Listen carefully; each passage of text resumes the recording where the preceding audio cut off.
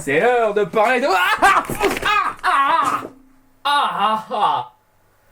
Pourquoi je me fais mal à chaque fois que je me cosplay?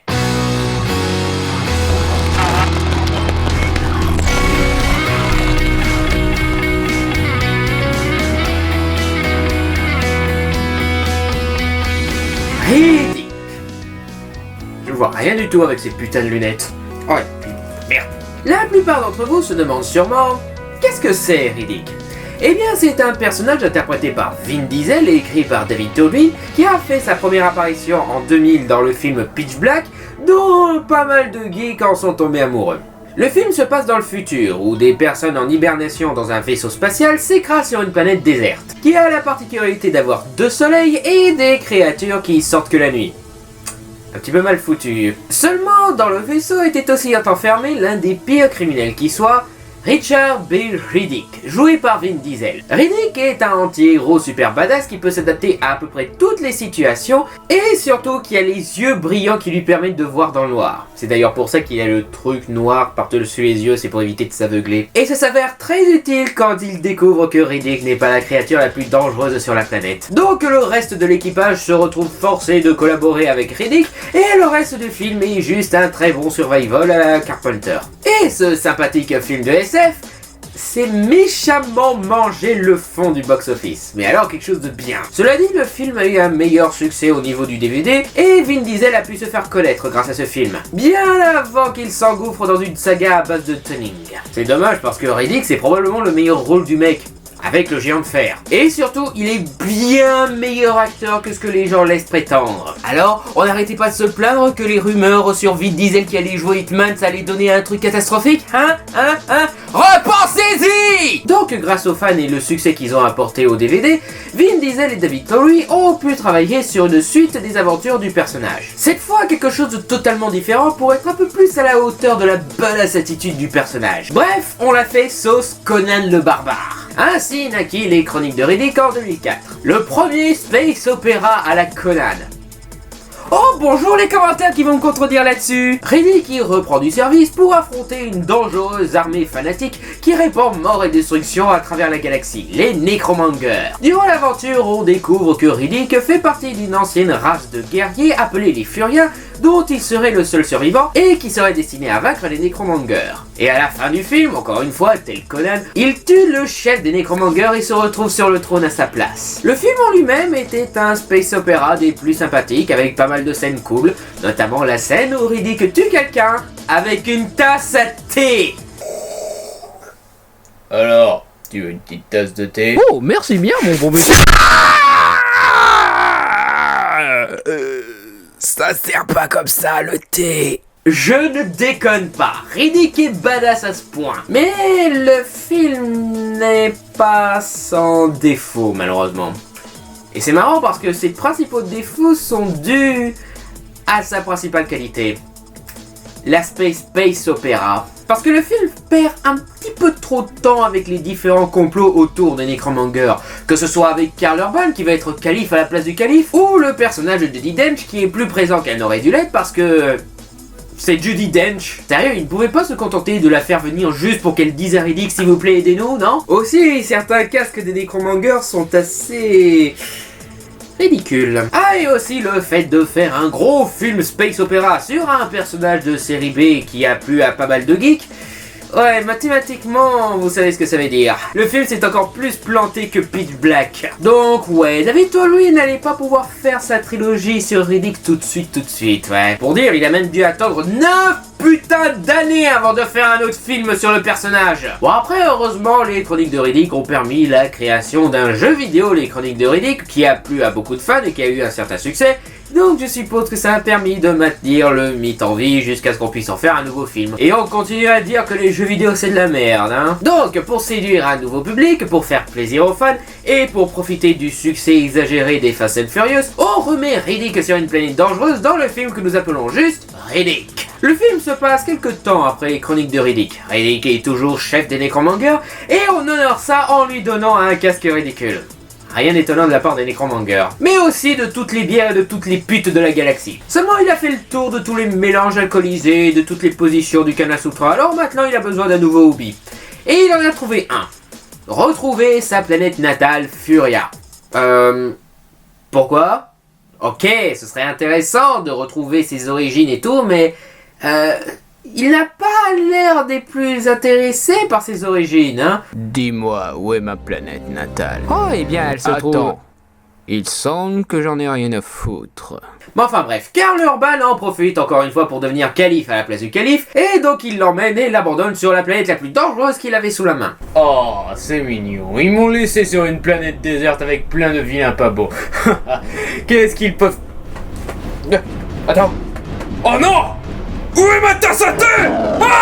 Laissé pour mort, Riddick devra réapprendre à survivre et à dompter la planète pour pouvoir la quitter et aller péter la gueule à Karl Urban dans une suite qui sortira peut-être si le film ne se plante pas. Pendant tout le premier acte du film, je me disais... C'est génial, ce film est génial. Parce que pendant tout le premier acte, c'est juste Riddick qui essaye d'apprendre à survivre sur cette planète. Pendant une bonne demi-heure, tu n'as pratiquement aucun dialogue. À part quelques moments obligés de narration et un petit flashback pour expliquer comment Riddick s'est retrouvé là. Tout le reste, c'est Riddick, seul sur cette planète, qui observe la faune, qui est une sorte de Pandora infernale dans un sens. Il étudie le terrain et sans aucun dialogue, encore une fois, il prépare un plan pour se sortir de ces situations. Il voit au loin un coin civilisé sur la planète, mais pour y aller, il doit passer par un passage qui est gardé par un gros monstre. Et il fait ça en étudiant d'abord comment cette espèce de monstre fait pour obtenir ses proies, comment ils font pour chasser, se met à en capturer un petit, se met à lui prélever un petit peu de venin, teste le venin sur un autre animal pour voir si c'est mortel, et une fois que c'est confirmé que ce n'est pas mortel, il s'inflige le venin plusieurs fois pour s'habituer au venin. Et ainsi, il va pouvoir péter la gueule au gros monstre et passer. Ça fait très jeu vidéo, genre tu level up pour pouvoir péter la gueule au boss, mais c'est du très bon comme dans un jeu vidéo. Parce qu'ainsi ça rend la situation encore plus authentique, encore plus immersif même. C'est le genre de truc qui te fait dire que non seulement Riddick est badass, mais aussi que cette planète est vivante. Et les images, mon dieu, du Frazetta, du pur Frazetta. Pour ceux qui se demandent qui c'est ce Frazetta, eh bien c'est le mec qui a illustré pas mal de bouquins de John Carter, Tarzan ou encore Conan. Ah bah tiens. Et en live, ce genre d'image est encore plus magnifique. Et là arrive l'acte 2. Et le film change complètement. Ce qui est vraiment dommage parce que Riddick seul sur une planète, tu pouvais faire un film entier là-dessus. Mais malheureusement... les chasseurs de primes arrivent. Riddick arrive dans l'endroit qui semblait civilisé et découvre que c'est juste un attrape-nigo pour aider des chasseurs de primes. En gros, si un mec recherché est sur cette planète et qu'il tombe sur cet endroit, eh bien des détecteurs vont prévenir tous les chasseurs de primes « Eh, y a ce mec à choper, le premier arrivé, le premier servi !» Et Riddick profite de la situation pour attirer un vaisseau qui lui permettra de quitter la planète. Et il fait venir pas une, mais deux équipes de chasseurs de primes. Les chasseurs de primes cons et bouseux et les chasseurs de primes pro et équipés. On est là pour Riddick. Quoi? Non, on est arrivés les premiers, Riddick est à nous. Ok, on va vous le laisser, on reviendra quand il vous aurez tous zigouillés. Merci, tel 2. Attends, quoi? Bonjour. Donc, on peut vous prendre le Riddick maintenant? Merci pour votre fair play. Tu rigoles, mais c'est pratiquement ce qui se passe en fait. Cette partie-là n'est pas mauvaise, c'est juste que voilà, avec la partie avec Riddick, on aurait aimé tout un film là-dessus. Cela dit, il y a une très bonne tension entre les deux équipes de chasseurs de primes, quelque chose d'assez à la Carpenter, ce qui va avec l'univers de Pitch Black, et tu adores voir le chef des boozers en prendre plein la gueule durant tout le film. Parce qu'il est tellement con et imbu de lui-même que chaque fois qu'il perd du sang, ça nous fait plaisir. Riddick est un petit peu mis de côté dans cette partie, mais comme il faut en fait. Parce que du coup dans cette partie il est le gros monstre qui va tuer un à un tous ces chasseurs de primes. Ça le rend juste cool de voir tous ces chasseurs de primes se pisser dessus à l'idée que Riddick vienne pour les tuer quoi. Et qu'ils se rendent compte d'à quel point ils sont dans la merde depuis qu'ils ont mis le premier pas sur cette planète. Riddick domine la situation et ils y peuvent rien. Les personnages sont dans l'ensemble assez clichés, mais encore une fois ils ont un petit côté psychologique assez sympa. Mis à part Starbuck. Ouais. Ok ma grande. Tu as 30 secondes pour me convaincre. Vas-y. J'abaisse pas avec les mecs, mais des fois je leur baisse la gueule. Stop! T'essayes trop, dégage. Quoi? Mais je monte mes nichons à un moment. Non, encore une fois, t'en fais trop. Et puis on a déjà eu quelques paires de nichons au début du film, donc... mais c'est quand même sympa de les avoir montrés, dégage quand même. Et si je baisse avec Riddick? Et je croyais que t'étais lesbienne. Ouais, bien qu'elle essaye d'être une badass sympathique et tout, Ça se voit qu'ils essayent trop avec ce personnage. Genre, aimez-moi, je suis trop cool. Ça en devient vraiment triste. Genre, je veux que le spectateur aime ce personnage. Donc je n'en fais pas une love interest à la con. Non, je la rends badass, je la rends lesbienne et tout ce que je veux. Et on te la met du côté de Riddick pour te la rendre attachante, pour te mettre du côté de ce personnage. Mais au final, tu caches le fait que c'est juste le plus nul des love interest au monde. À la fin, elle finit quand même avec Riddick. Et puis, Riddick ne se montre pas seulement badass dans ce film, il se montre aussi assez connard. Il dit, vous allez me libérer, je vais tuer le chef des bouseux et je vais me taper la lesbienne. Et elle a rien contre ça. C'est juste la testostérone de Vin Diesel qui lui suffit à en devenir hétéro. Quoi? Attends, tu nous fais un personnage badass et indépendant qui se laisse pas faire pour au final devenir l'esclave sexuel du héros? Non mais merde quoi, la SF nous a généralement donné les personnages féminins les plus dignes et badass qui soient, mais là tu insultes ce genre de personnage féminin. Tout ça pour que le spectateur mâle puisse bander. Non. Et la nana dans Pitch Black était plus cool et attachante. Jack dans les chroniques était plus badass et digne. Le chef des chasseurs pro, lui par contre, a une histoire assez intéressante par rapport à Riddick. Et ça apporte une sympathique dualité avec Riddick qui fait que il forme un meilleur couple à l'écran qu'avec Starbuck, en plus de faire un petit rappel sympathique à Pitch Black. D'ailleurs, le film en lui-même est très proche de Pitch Black, dans la promesse, dans la situation, dans les créatures qui sortent qu'à un certain moment du film, mais pas vraiment dans un mauvais sens. On montre que Riddick a besoin de retourner aux sources, qu'il a vraiment besoin de redevenir le badass qu'il était avant. Et quoi de mieux aux yeux des fans que de le remettre dans la situation où on l'a découvert, la planète déserte avec des gros monstres. Et puis comme ça, tu vas pouvoir relancer une saga avec ce personnage. Et au fur et à mesure du film, il redevient l'animal féroce qui ne pense qu'à survivre. Mais avec le chef des chasseurs de primes pro, il commence à se rendre compte qu'il peut devenir quelque chose d'autre qu'un animal pour quand même s'en sortir. Donc voilà, l'acte 2 et l'acte 3 sont pas mauvais, c'est juste qu'on regrette l'acte 1. Fais-nous seul au monde avec Riddick, on ne demande que ça de ce film, merde. On fait ces actes comme ça parce qu'il faut plus de dialogue pour éviter que le spectateur lambda se fasse chier. Et aussi parce que sinon, parmi les spectateurs lambda, il y aura quelques abrutis qui diront « Oh, il n'y a pas beaucoup de dialogue dans c'est un film pour enfants !» On aime les films qui ont les couilles de prendre 1h30 à juste raconter des trucs avec des images et sans dialogue. Se concentrer juste sur un personnage, le personnage qui nous intéresse le plus d'ailleurs. Mais bon, après je regrette pas ces passages-là. Et puis, l'acte 3 est des plus épiques et badass. Seulement, l'autre preuve que le film aurait mieux fait de fermer sa gueule pendant tout le reste du film, les dialogues. Bon, la plupart du temps, les dialogues, ça va. C'est juste qu'il y a des moments où les personnages, en essayant d'être cool, disent des dialogues très ridicules. Je baisse pas avec les mecs. Stop! Encore plus ridicule quand le chef des bouseux lui répond « Moi non plus, je baisse pas avec les mecs. » Ok. Est-ce que tu viens de capter que tu viens de balancer un dialogue digne d'un film de Ben Stiller? Non, sérieusement, vous imaginez pas avec ce genre de dialogue Ben Stiller en train de dire ça pour essayer de s'incruster dans la conversation d'une nana super jolie, et après ça on a un long silence gênant pour montrer que Ben Stiller s'est bien ridiculisé là? Non, vous avez pas cette impression? Mais le plus mauvais dialogue du film, alors là, de loin, c'est un dialogue de Riddick. Ça a été un petit peu dur, mais j'ai fini par tuer ce catcheur. Attends, je voyais une réplique qui tue là. Ouais, un truc rigolo. Petite bite.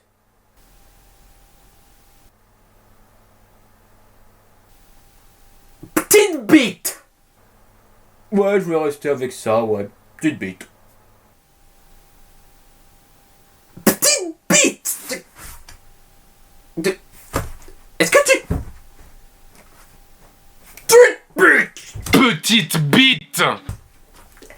Est-ce que tu te rends compte que tu viens de balancer une catchphrase d'un film de Chuck Norris datant des années 80? Petite bite, quoi. Est-ce que je suis en train de regarder Team America ou quoi? Ça résume parfaitement le problème des dialogues. Ils essayent trop d'avoir l'air cool et badass, que du coup t'as quelquefois l'impression que c'est un gosse qui écrit les dialogues et qui essaye d'avoir l'air mature, rendant le truc encore plus immature justement. Ça sonne juste faux. Et puis ça ne va pas trop avec le personnage. Je veux dire, oui, Riddick n'est pas du genre à se retenir de dire des gros mots, mais il a suffisamment de classe pour ne pas se contenter d'un petit beat. Cela dit, ce sont les seuls trucs vraiment chiants que j'ai reproché à ce film. C'est un survival très divertissant et bien foutu, et surtout très badass. Un personnage badass, un personnage intéressant, un personnage punching ball, et une tentative d'être sexy pas complètement loupée, faut quand même l'avouer. Même si, encore une fois, ça essaye trop. Bref, on a tout ce qu'il faut pour faire un survival des plus divertissants. En tout cas, j'espère que le film marchera suffisamment bien pour permettre à David Twohy de finir la saga qu'il essaye de finir depuis tout ce temps, histoire que l'on évite de perdre le Conan de l'espace, quoi. Surtout que de l'autre côté, quand on voit que le Conan officiel est devenu une grosse bouse, et que le dernier héritier digne de Conan s'est ramassé pas mal de critiques injustes, voilà, on aimerait bien conserver un petit Conan digne de ce nom, quoi. Si vous avez aimé cette vidéo, abonnez-vous en cliquant ici, et je vous donne rendez-vous dans la boîte magique sur voxmaker.fr, où je vous dirai ce que je pense de l'annonce de J.K. Rowling concernant de nouveaux films sur son univers culte.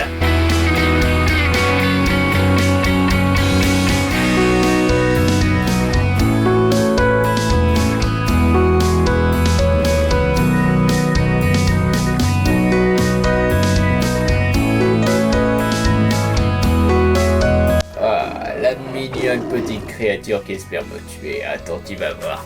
Vous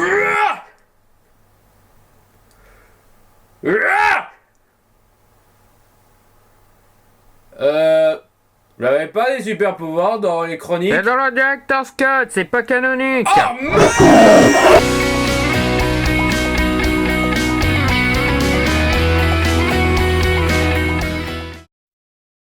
Ça me rappelle un petit peu Titan AE, pareil, les mecs ils écrivent des dialogues pour montrer les personnages super cool et badass, mais comme c'est des mecs qui sont habitués aux dessins animés pour enfants, ouais ça a l'air juste ridicule quoi.